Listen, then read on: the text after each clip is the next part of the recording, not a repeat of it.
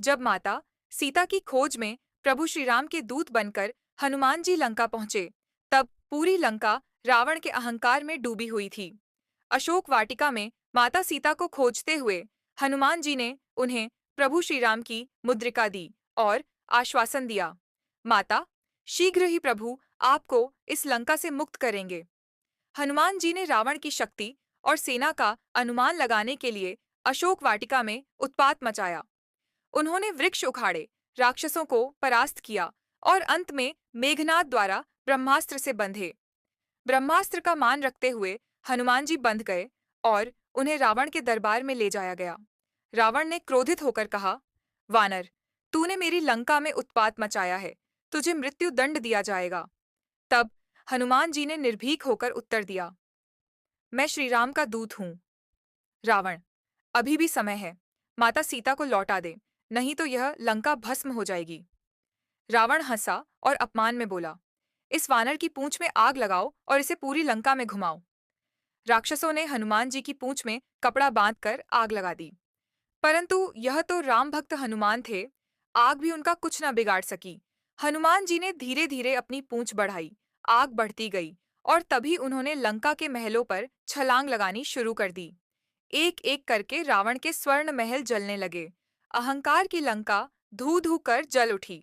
हनुमान जी जय श्री राम का उद्घोष करते हुए पूरे नगर में कूदते रहे, पर ध्यान रहे, हनुमान जी ने माता सीता के निवास अशोक वाटिका को अग्नि से बचाया, क्योंकि जहां मर्यादा और पवित्रता होती है, वहां विनाश नहीं आता।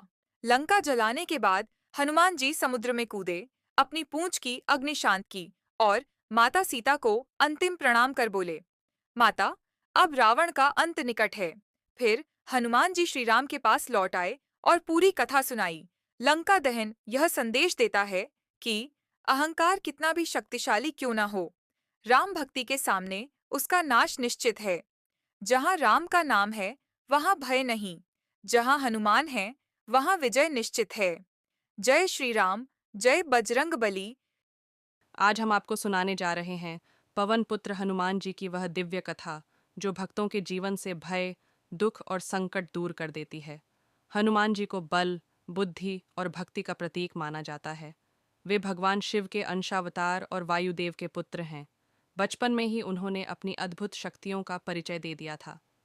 जब बाल हनुमान ने सूर्य को फल समझकर निगल लिया, तब संपूर्ण ब्रह्मांड में अंधकार छा गया।